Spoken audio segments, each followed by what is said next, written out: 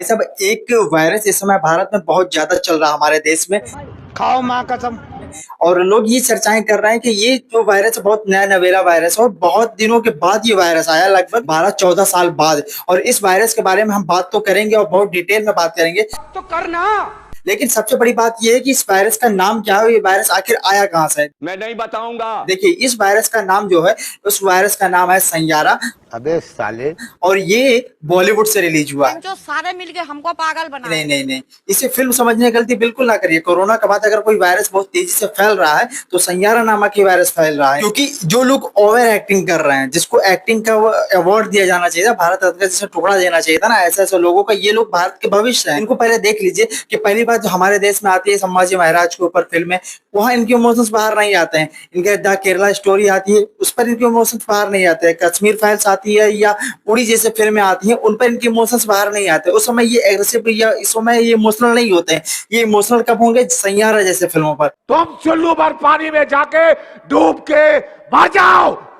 और 12-14 साल बाद इसलिए बोल रहा हूँ क्योंकि 12-14 साल पहले एक और वायरस आया था जिसका नाम था तेरे नाम। और लोग ऐसे जुल्फे उल्फे बना करके एकदम पागलों के तरीके, मतलब फिल्म वाली चीज को वो वायरल कर रहे थे और इस तरीके से मतलब निजी लाइफ में उसे मतलब इंक्लूड कर रहे थे। उस पर सलमान खान ने खुद आकर के बोला था कि भाई साहब, जो चीजें फिल्म में हुई है उसे आप रियल लाइफ में आजमाना बिल्कुल नहीं, और इसको सिर्फ आप एंटरटेनमेंट के लिए, मतलब उन्हें ये बोलना पड़ गया, तब जाकर के इतनी राहत आई। और सैयारा फिल्म का प्रमोशन उनके डायरेक्टर प्रोड्यूसर अलग ही रो रहे हैं कि भाई साहब, आज तक इतनी कमाई नहीं हुई। मतलब एक खुशी के आंसू हैं। और इन लोगों की हालत देख लीजिए, ये लोग जाकर के ऐसा ओवर एक्टिंग कर रहे हैं, कोई बेहोश हो रहा है तो कोई याद में पड़ रहा है। भाई साहब, एक बात बताओ, जो जिंदगी का 2-4 साल का रिलेशन किसी का होगा, ठीक है, उसका भी एक पार्ट होता है, लेकिन 2-4 साल के रिलेशन का इतना असर कर जाता है कि आप ये कहते हो कि नहीं, हमें उसकी बहुत याद आती है। जो लोग आज तक हमारे देश के लिए जो बलिदान दिए ना, ये राजगुरु सुखदेव और भी जो भी मराठा लोग थे, और जैसे छत्रपति शिवाजी महाराज हो गए, संभाजी महाराज हो गए, कल्लाजी महाराज हो गए,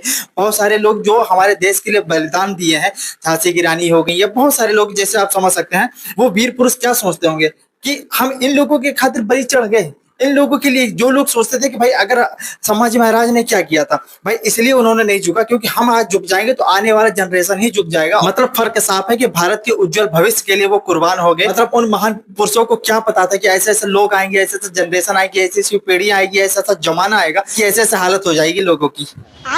हम आज तक जो जानते थे, फिल्म इमोशन के लिए होता है, फिल्म एंटरटेनमेंट के लिए होता है, फिल्म मस्ती के लिए होता है, फिल्म टाइम पास के लिए होता है, फिल्म ऐसा होता है कि मनोरंजन कर सके। फिल्म के नाम पर कोई बवासीर वायरस फैलाने के लिए फिल्म नहीं होता कि आप उसे देखकर के बेहोश हो। ऐसी क्या चीज स्क्रीन पर दिखाई दे रही है? जो लोग समझदार है, जो लोग सेंसिटिव है, जो लोग समझते हैं उस चीज को कहते हैं फिल्म है, देखने लायक, बस ठीक ठाक है, ऐसा कह सकते हैं। फिल्म में इतने बड़े बड़ी सी क्या चीज आ गई भाई, सब लोग बेहोश होने लग गए हैं। एवेंजर देख करके लोग बेहोश नहीं होते, ये क्या चीज है? एक वायलेंस वाली फिल्में देख करके लोग बेहोश नहीं होते। बहुत सारी चीजें जो हिस्ट्रिकल मूवी बनी है, वहां पर लोगों के इमोशन बाहर नहीं निकलते, और ये लोग अलग ही नाटक कर रहे हैं। कोई सेंस है इस बात की? लेकिन चलिए, जो बात है वो तो ठीक है, अपनी जगह पर है, ये सारी चीजें नहीं होनी चाहिए, पर हो रहा है तो भाई जमाना इधर चल रहा, तो लोग क्या ही कह सकते हैं। अब IITN वाले जैसे सभागार में अगर ऐसे इन्फ्लुएंसर को बुलाया जाता, टिकटॉकर को, तो समझ लीजिए कि जमाना का लॉजिक कहाँ से बदल रहा है। खैर, बात कर लेते हैं इस फिल्म के प्रमोशन के बारे में। आपने देखा इसमें जितने भी स्टार कास्ट सब नए नए थे।